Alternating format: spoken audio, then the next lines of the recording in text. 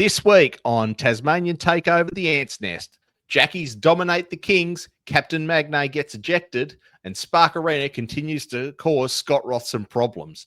This is the Tasmanian Takeover Ants Nest. March on, Jackies.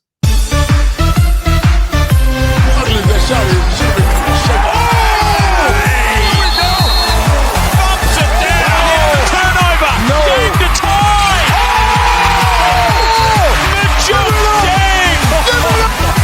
Bloody good. How good. These JackJumpers. They just never say die.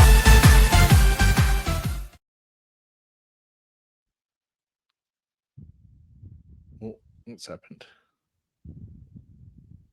Ladies and gentlemen, wow, what a start, hey?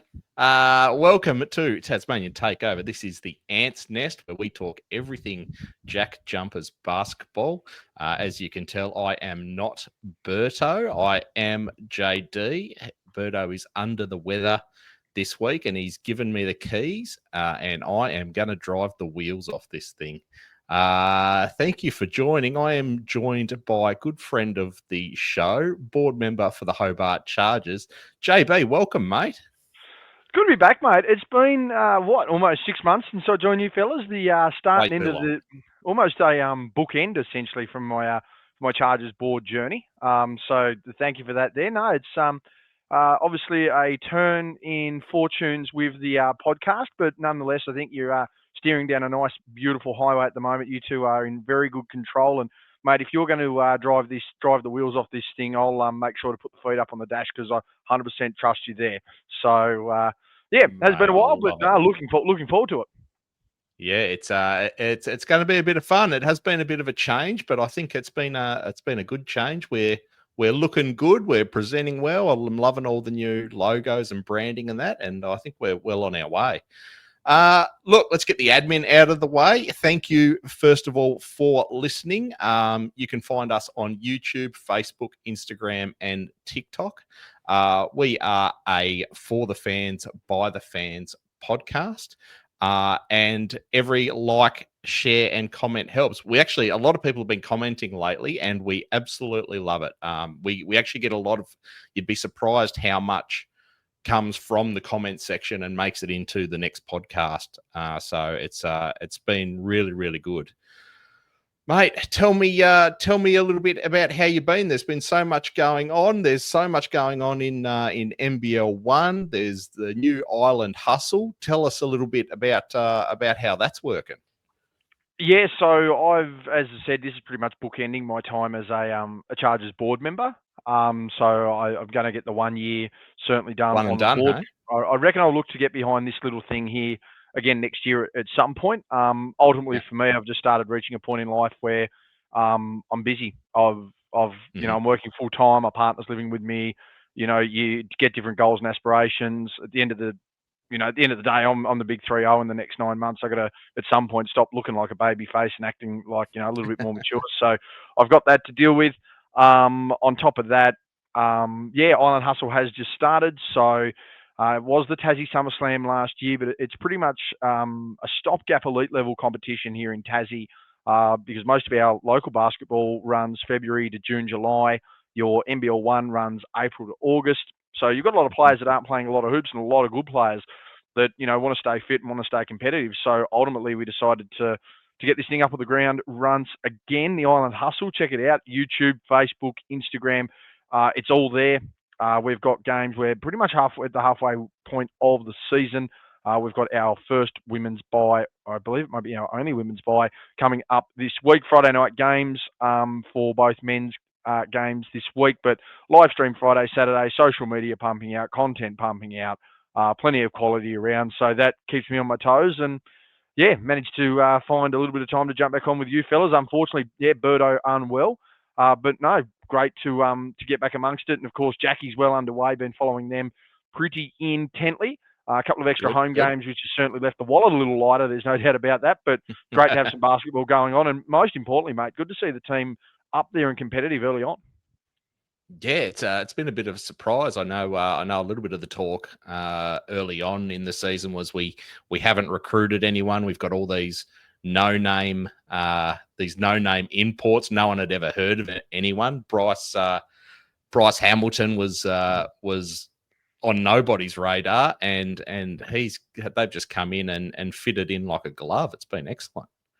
No, it's been awesome, and it's just quickly on the imports too. For once, like we've had a lot of small guards and one big, and we seem to have really balanced that out. Yeah, one, Tiger's a little smaller, but he plays well above his height. DJ plays above his height.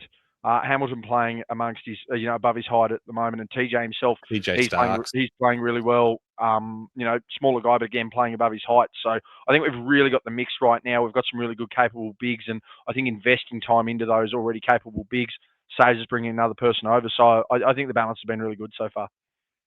Yeah, 100%. Hey, look, let's start a bit on the Chargers. All the talk in the preseason was about the Northwest Thunder with all their JackJumpers and ex-NBL players they have on their list. But then the Chargers come out and had a really good season, finishing with 13 wins, 10 losses, led by our man Jacob Richards and Ollie Angerstein, the German Shack.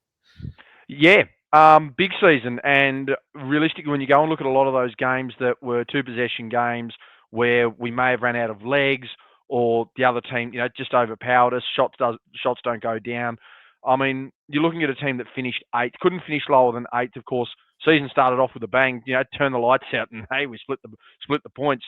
Ironically, is probably what saved us from probably kept us in finals. If we had, if you look at the momentum of that game, the Thunder were running hard. If they'd have run hard enough, we'd have been out.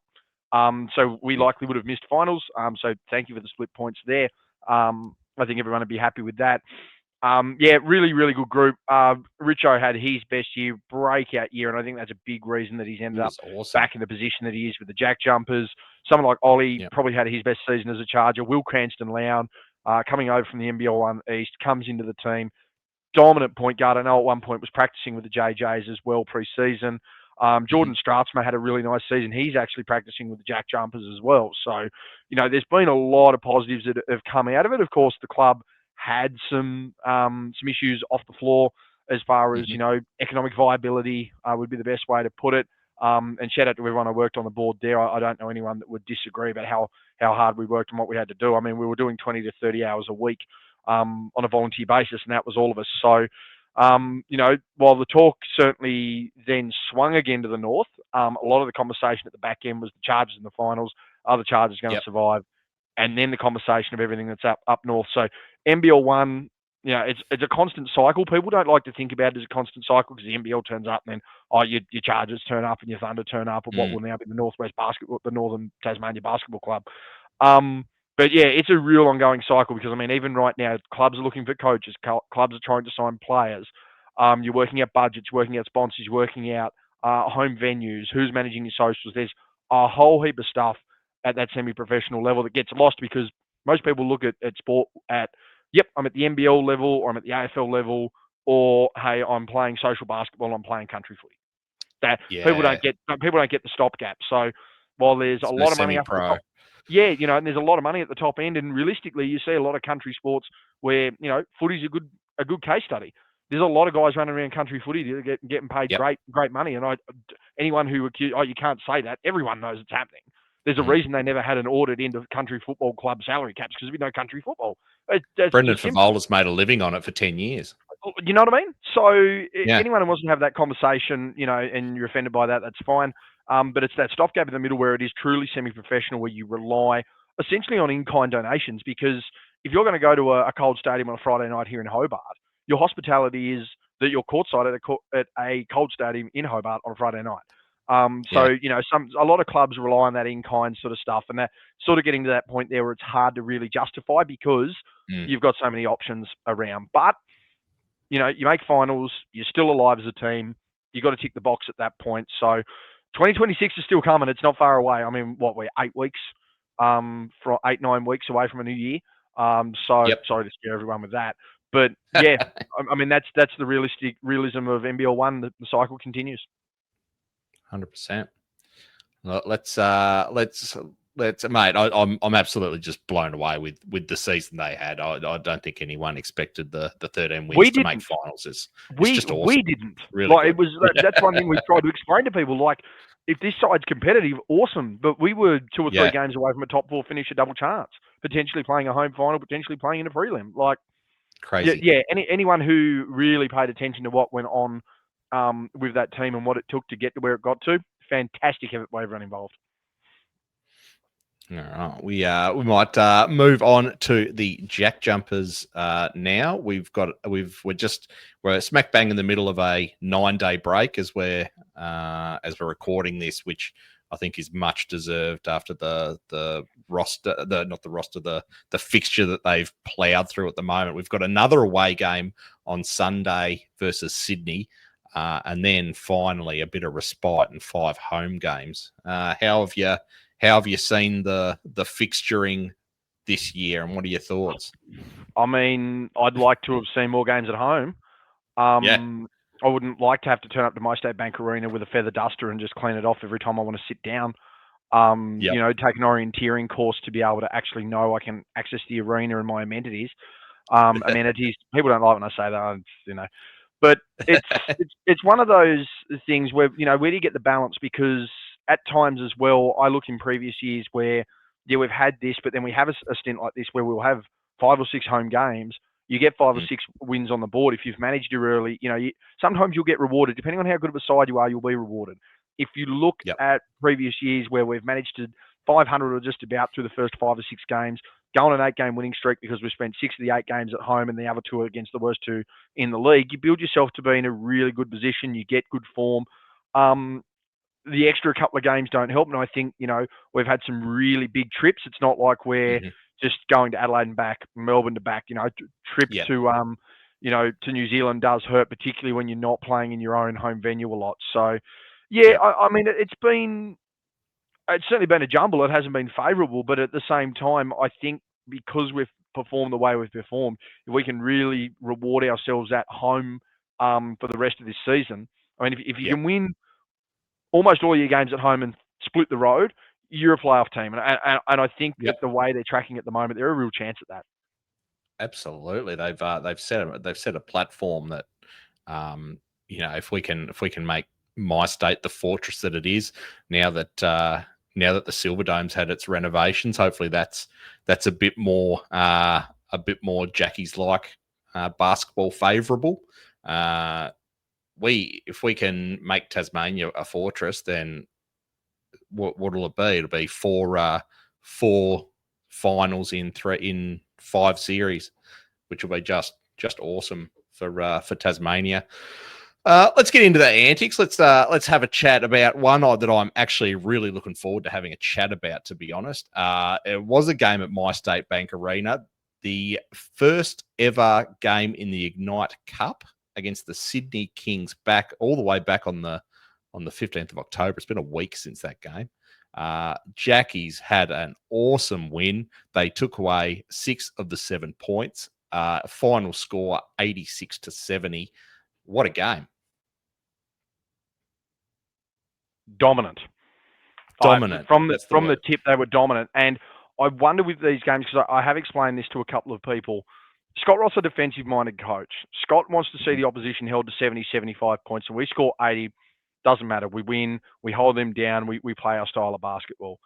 The Ignite Cup is the absolute opposite of how Scott Ross coaches basketball, because you have to generate offense, and it has to be constant offense, because not only do you have to win the game, but you have to win every quarter. So you win a quarter by 5 points. If you're leading by 5, then you need to win the next quarter, and you need to be up by 10.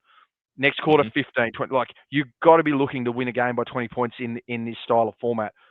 And I just wonder with Rothy whether this Ignite Cup is a good opportunity for the team to actually, let's just worry about our offense. Let's see what works. Let's see what our first set, our second set, second side, third side, ball movement, second unit, third unit, fourth option, fifth option. What can we generate from them on an offensive standpoint that goes, hey, we've seen this works. Okay, yeah, it's very offensively geared, but we've seen this works. Let's try and run it for a quarter in the other regular season games.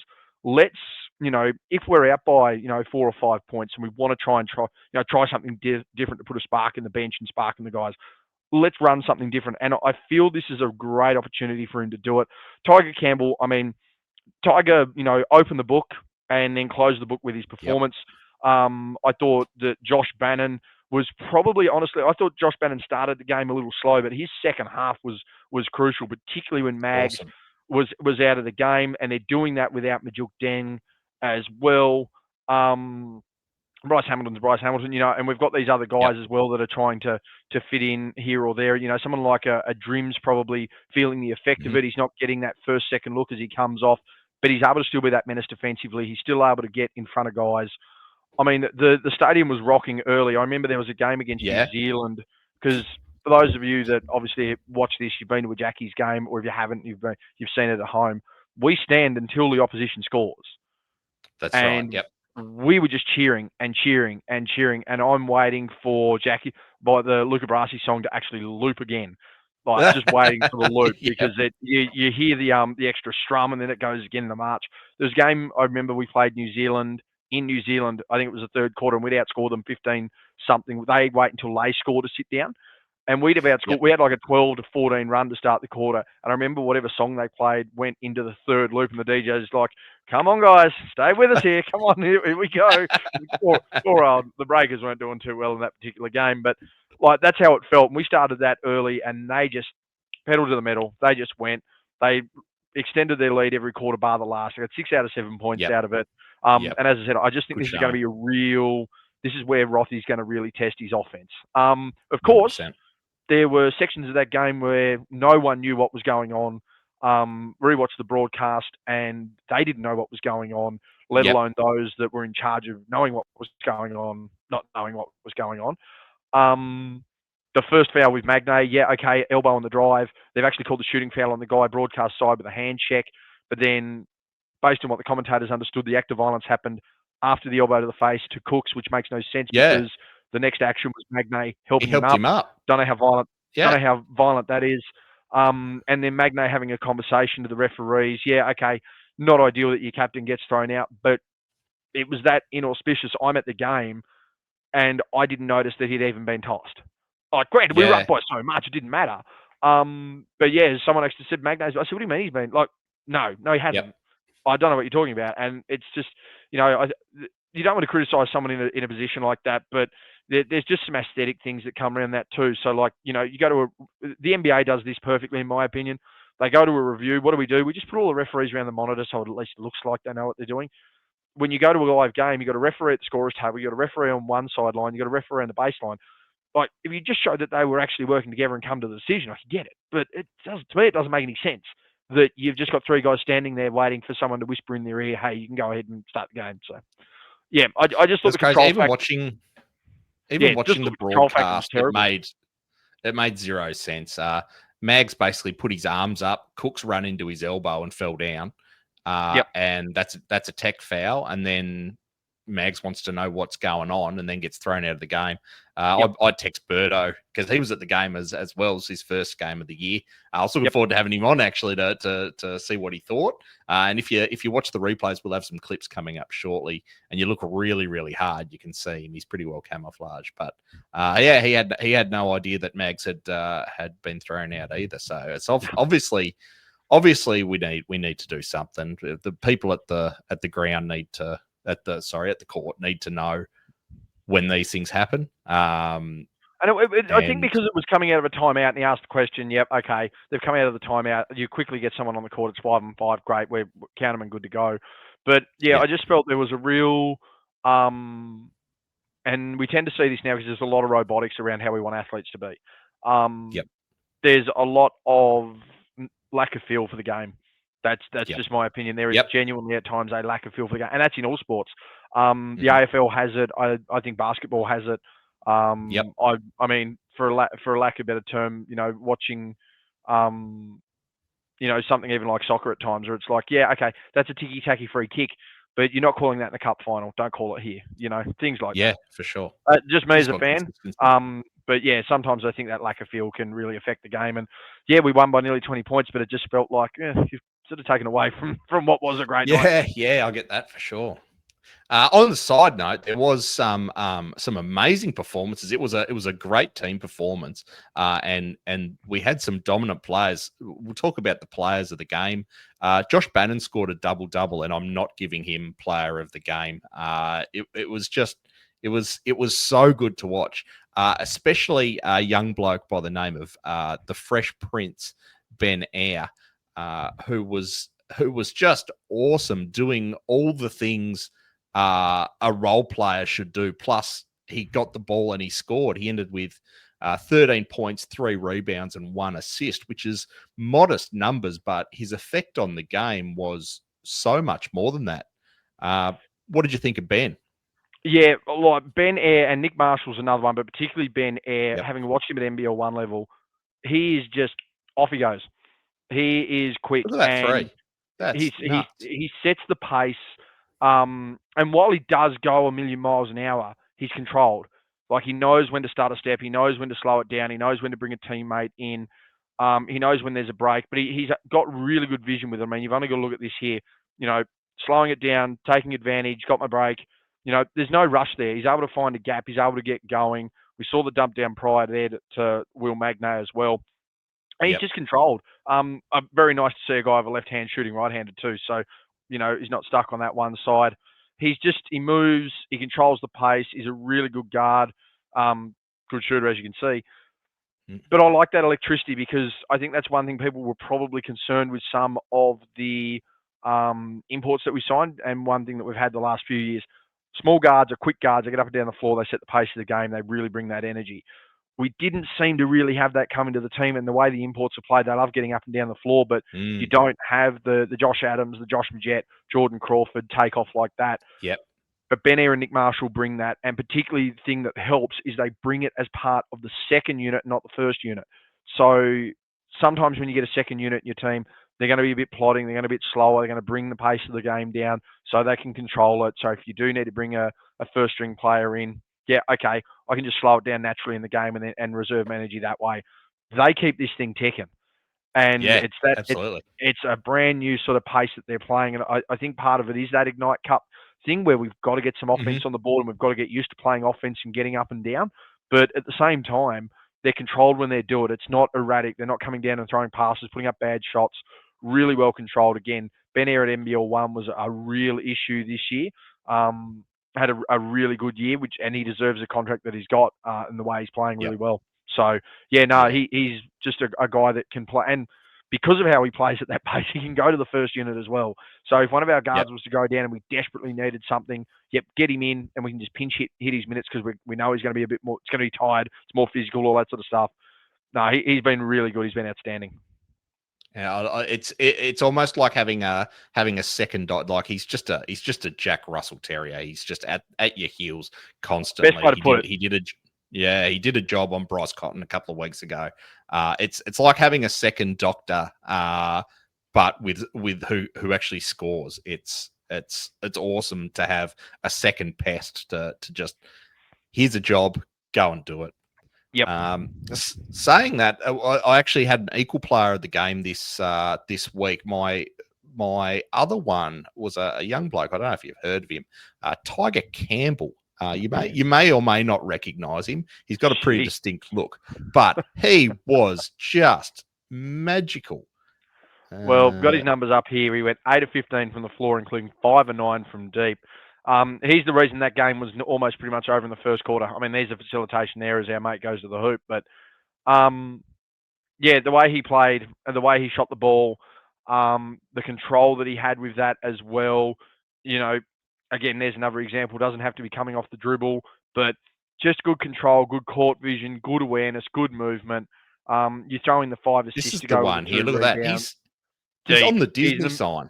In the middle of the Disney logo too. Oh, look at this. We haven't seen that since Josh Majette. That was Jack McVeigh in that semi-final against Melbourne on the Bunnings logo at home. And look at the demand that he still has. I mean, there's another D. How ridiculous is that? This is crazy. It's Curry deep. Shooting it at hula hoops. Yeah, and that's the other side of it. And I mean, just persistent as well. There you go. Gives up the shot, but goes to the second level, gets the pass from the corner. Brian Gorge and just going off his absolute tree. But this is a guy that's, he doesn't have to do this every night either, which is really helpful. So we're looking at a guy here. He's clearly a good number one option if you want it, but based on what's going in, he fits in. And that's probably the one thing that we've got to appreciate here with what we're watching, that he could be sitting here hunting his shot every single time if he really wanted to. He doesn't need to, because he gets involved in so many other ways. Again, can get in, can set the pace, can stop, can start, can get to the hoop, as you can see, can shoot, can facilitate. He's exactly what Rothy wants. And again, in a game like that, in a high-octane offense game, he's just going to go. So, again, as I talked about before, I feel that this Ignite stuff is really going to improve the offense, because Rothy's going to have a look and go, okay, we know what we can run with here. We know who we can pinch with. But no, he's been really good, Tiger. I thought he's taken a little bit of time to really adjust to the league. No doubt. And most US imports do, because the NBL is a more physical league than they're used to playing. It's a lot more of an open space style of game in the US. But for him to come in here to really set the tone and get it quickly, like, that's one thing our imports have struggled with at times. There's always been one import. It's like, we don't know, hasn't quite got it. It's taken a bit of time to get there. I thought Tiger was going to be that guy early on, but he's made an adjustment. Like, within 3 weeks, I mean, he's putting up a performance, 3-4 weeks. He's putting up a performance like that, and putting everyone on notice. So yeah, and he admitted no issues himself. No issues. He did an interview at the Hobart airport, and they asked him about his start, and he goes, "Look, I know that I've got to get better. This was a day before the Sydney game." He goes, "Oh, look, I know I've got to get better. I know I have to improve." And he comes out and he just starts hitting threes for fun. He's been a great pickup, and I know the marketing team at the JackJumpers absolutely love him, because he's got the Bob Marley look about him. But he is outstanding. We love the Tiger. Look, let's move on now, and we'll have a chat about a game that I don't really want to have a chat about. This is the opposite side of the coin. We played the New Zealand Breakers at Spark Arena on the 17th of October. We lost quite heavily to a team that had only won one game up until that point, 82-65. I actually haven't picked a player of the game for this particular game, because it was really hard to find a good player. Mags finished the game with 14 points. But it was quite evident that the constant travel had finally taken its toll and probably caught up with the guys. How did you see that? It was evident from the opening tip. And now, in saying that, New Zealand at home have always been a tough beat. Number one, because you've got to travel, but they always just seem to put a competitive enough side on the floor. And I think the best way to probably look at the Breakers in any given season is they're the litmus test. If you're beating New Zealand and you're comfortable against New Zealand, depending on what point of the season you're at and what your fixture's been like, obviously, but everything being equal, the Kiwis are the litmus test. If you can beat them, you're a playoff team or playing team or tournament team, whatever you want to say. But if you're not getting above them, you probably need to reassess. And that's where I think New Zealand are going to be this year.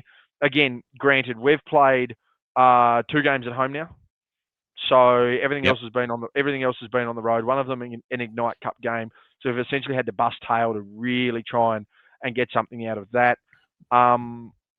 It just wasn't the game. I mean, when you get, it was an okay start, 20-18, that's fine, but that's second and third term, particularly after half time. When you can't keep pace, you've been outscored pretty comprehensively at that point. I mean, 31-40 at the half. And then you go 23-11 in the third term. It's just, you're not going to be able to keep up. Now, realistically, though, Rothy's going to be happy defensively. I know he probably aims around that 75-point margin. Real, long in the legs, essentially. We weren't able to get it done.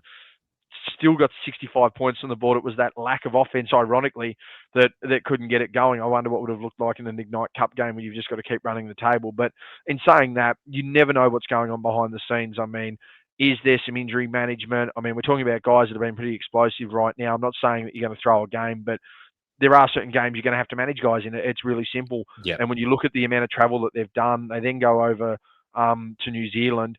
you're not going to expect guys who you've been resting up for 2 days to get on a plane, go over there, bust tail, get to the airport early in the morning and get back knowing that, hey, yeah, you've got 9 days off, but we just need one more out of you, because 9 days off could turn into 27 days off.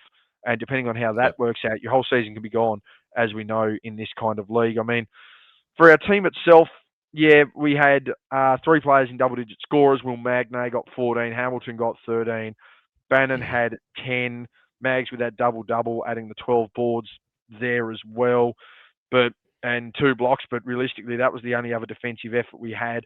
Bryce Hamilton with a steal. So, I mean, when you're just not getting it done clearly defensively, you're not able to produce offensively, and your legs are absolutely shot. This is the kind of result you're going to get. And to be fair, we see this all throughout the league. This isn't just a Jackies thing. This is all across the league. Teams have a really tough 2 weeks. Go send them to Perth. I bet you they don't play well. Give Perth a trip where they go from Perth, come and play on the Eastern Seaboard for a week, and then we'll send them to New Zealand before we fly them home. They're either not going to perform against New Zealand, or the second that they get home, someone who's had 5-day break and gone to Perth beats them.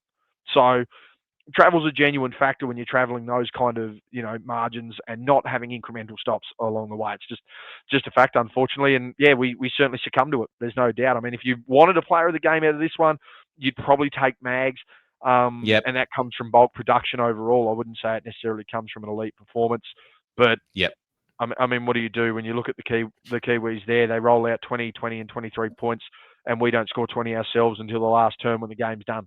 So credit where it's due. New Zealand were absolutely frantic. Some of the turnovers by PJC were just like, you had to look twice. Like, 1 minute we've got the ball, the next thing PJC's got it up the other end of the court. It was they played really, really well for a team that was really struggling to get any sort of continuity together in their season. Well, Parker Jackson Cartwright probably doesn't get the credit he deserves at the moment because of the team he's on, but you make a genuine case the top 5 player in the league. It's just he doesn't play on a good team. And a good example of that was early in the year. They played Melbourne. Melbourne were up pretty much by 12 points at quarter time. It was all but over. But the only reason that they were within 12 points was because of Parker Jackson Cartwright. Has the issue of being probably a little too small for what the team needs or what anyone needs. But at the end of the day, if you're going to compete, you're going to produce like that. I mean, look at what Bryce Cotton just had another 50 piece in the last few days. I mean, how are we going to criticise someone with size? I mean, I can look at Bryce Cotton. I can look down on Bryce Cotton. I'm not a very tall guy. So, and there's no chance I'm ever going to drop 50 in any league, let alone the PlayStation or the NBL. So, I mean, he's a freak. He's a really good player. Winning and losing at this level in such a combined and condensed league really does factor into people's opinions on how you play. But I'd have no issues if you turned around and said, Parker Jackson Cartwright is one of the 5 best players in the league. Yeah, clearly. I bet you if you gave him some of the pieces that we have consistently, I mean, put him in Melbourne. I don't think Melbourne wouldn't, lose sleep over him joining their team. Seems like they managed to get everyone anyway. That's another financial story for another day. That's right. But like he's a freak. And the second you let a guy like him really get under your skin, you're not going to catch him at all. And I mean, what did he? When we go and look at his game there, 21 points, 4 rebounds, 6 assists, 1 steal. You add to the fact that Brockington had 17. You had 12 from Menenga. He was the other one. Yeah, Brockington was nuts. Some of the stuff he was doing. I wish I'd put together a New Zealand highlights package, to be honest, because some of their plays was Davidson was the other one who just brought his own basketball. It was some of the stuff they were doing did not suggest that they were a bottom of the table side. But someone like Karim Lopez, he's a prospective prospect for the draft in the NBA. So you're not talking about a scrub team. It's just, do they work together or not? And at the moment, they're just not working together. So, very good. Well, unless they play us, of course. In New Zealand, in New Zealand, let's bring them over to our house. Yeah, absolutely. And I don't know when we play them again next, but it'll be very interesting to see the shoe on the other foot, because Spark Arena has been a bit of a there's been a bit of a hoodoo around that. I think we've won once for the JackJumpers. Is that right? I'm pretty sure. Okay. I have to look it up. I'm pretty sure I've only won once, and it took us 2 years to beat. It took us till our second season to beat New Zealand. So, like every time I look at it from a football standpoint, I'm a Richmond supporter. You're a Richmond supporter, aren't you? Pies. Pies. Oh, I'm sorry to hear. Devils. But yeah, right, smart. But I look at Richmond through every run that we've ever had. We can't beat St Kilda or the Bulldogs at Marvel Stadium. We just can't do it. But when Hawthorn were winning flags, we could beat Hawthorn in the MCG. We could beat Sydney in Sydney or the MCG, but we wouldn't make the 8. But just the teams, we just have a team, and New Zealand to me is our bogey team. That is just the team that somehow, whether it's at home, whether it's in their building, we struggle. We really, really struggle. Everyone has it. Totally agreed. For the Pies, it's North Melbourne for some reason. And for years, when Melbourne were down the bottom of the ladder, Collingwood would struggle to win Queen's Birthday. You still struggle to win Queen's Birthday, and they're not playing very well. Like, it just happens. I think that's how Craig McRae likes it, but that's for another podcast, which I'm going to talk to you about after this podcast. All right, let's look ahead now. We've got the Sydney Kings again on Sunday, October 26th, up at Kudos Bank Arena.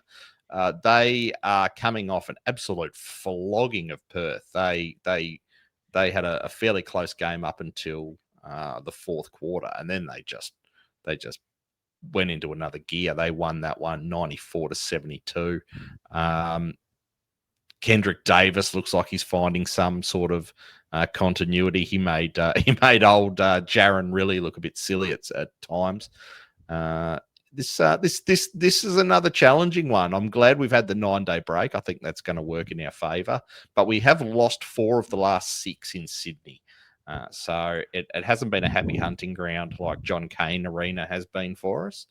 And I don't think the Kings are going to want to put up another performance like they did at MyState. So what are your thoughts?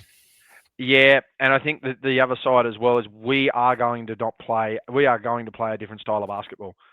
Like, there's no way, unless for some reason there's something we've found in the Sydney armour that says you need to run and gun and score as many points as possible.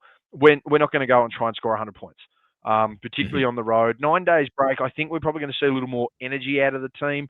I would be tipping us to win. I still think we can win. I don't think Sydney's as good as people think Sydney are going to be this year. I appreciate they've got Cooks. I appreciate they've got Davis. But from what I've seen out of some of their other guys too, it's like I don't know. I think the shine's sort of gone off Sydney a little bit there. You know, so I think there's been questions around Brian Goorjian as a coach now as well, which is, you know, a bit unfortunate. Straight up, Brian Goorjian is a legendary coaching figure in the game in this country, but there does become a point with every coach where the game somewhat passes you by. It happens in every sport. I wonder whether it's happening now with Gorge. Wonderful fella, and I don't think anyone can fault what he's done from a national standpoint, what he's done to establish coaching in this country, what he's done to establish the NBL. You know, he's one of the people. You can make a genuine case if you wanted to put a Mount Rushmore of impactful figures in Australian basketball in the last 35 years.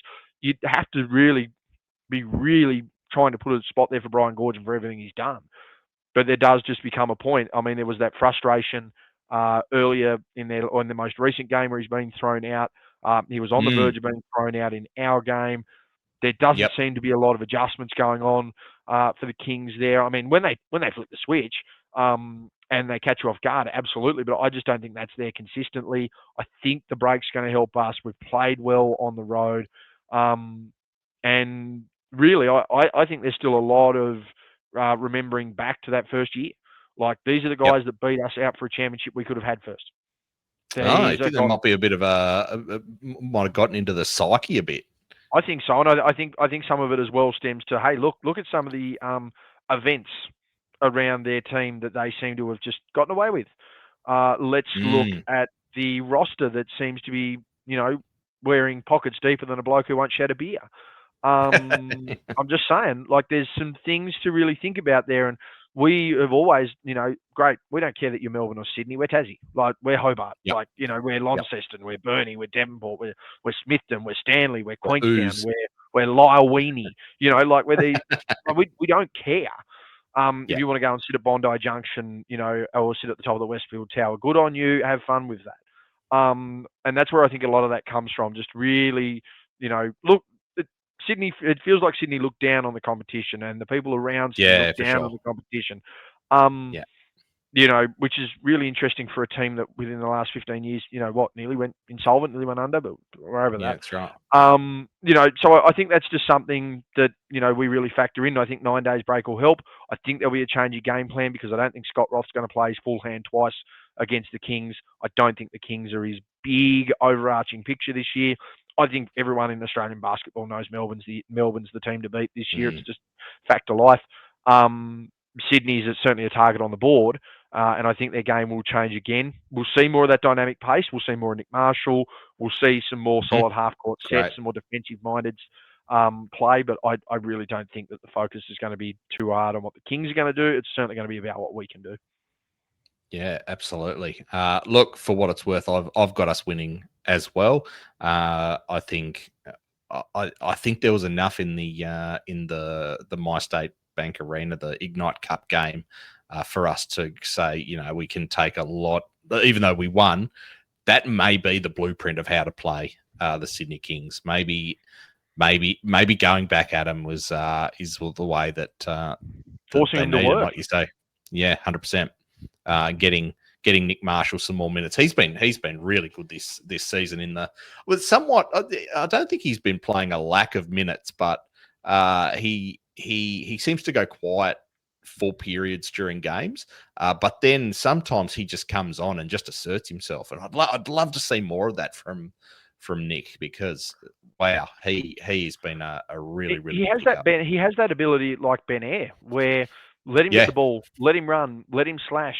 I don't think he's necessarily has great ball in hand from a half court standpoint, but if you've got him running and gunning and he can get to the hoop, or you can get him to a wing to try and get a shot up or make a play, absolutely. Again, I think it's going to be that pace off the bench that's going to be crucial to us, and I wouldn't be surprised if we use that again against Sydney. 100%.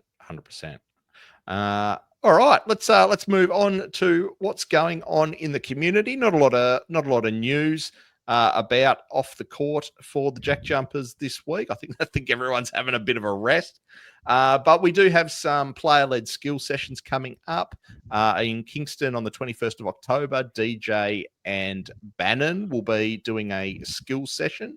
And if you want to travel back in time, to that skill session, you can go to it too, JD. So, what was that yesterday?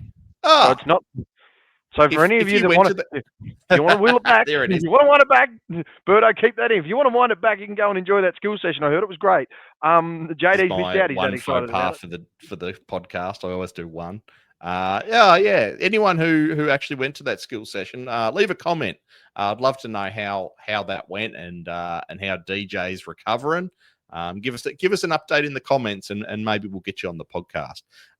Good news, if you do want to go to a skill session, you can go to the Moona skill session on the 18th of November, and you can see Mags and Hamilton. Wouldn't that be a great thing to go to, buddy? Getting tips off Mags and Bryce Hamilton. I actually, after the Wildcats game over at RAC Arena, I actually spoke with Mags, and just the nicest guy. He's an absolute champion. His sister is actually playing in the Island Hustle. I think it was a couple of weeks ago. Yeah, Olivia's playing. She's getting amongst the points and the boards there, and Will was there. He was in the crowd. Awesome. He came along and watched. And one thing that I think one of the big reasons they're respected in Tassie, he walks in the door. G'day, Will. How you going? Good, mate. How are you? Good. Enjoy the game. Yep. And you just leave them be. They're happy to be left alone. No one bugs them. They're just part of the community, and that's it's a big selling point. It's huge. That's great. If you do want to get along to one of those clinics, jackjumpers.com.au/clinics. That'd be 100% worth it. There's also a family day coming up at Rest Point. Just checking the date. This hasn't been in the past. No, that is absolutely coming up. 29th of November, between 10 and 12 on the Rest Point lawns. You can meet the players and have a selfie and a signature, and they'll have activities. You just need to go to InTix for that one. Mate, this has been an absolute pleasure. Was there anything else you wanted to cover before we wrap it up? No, not really. It's great to be back on. Great to have the Jackies up and about. I'm a hoops head, so it was like Christmas Day for me today with the opening of the NBA season. Between everything else that's going on in my life, I need another billion minutes of basketball to watch, and lo and behold, they're here, and I don't need to go back in the past to enjoy it either. It's great. It's awesome. Well, you are always welcome at the Ants Nest, mate. We look forward to having you back very soon. And we look forward to having Berto back as well. I'm keen to pick his brain on the Ignite Cup and how that went. Look, please like, subscribe, comment. Please comment. We love comments, and we always respond to all comments. So if you're listening and you made it this far, leave a comment, say good day. We'd love you to do that. And as always, march on.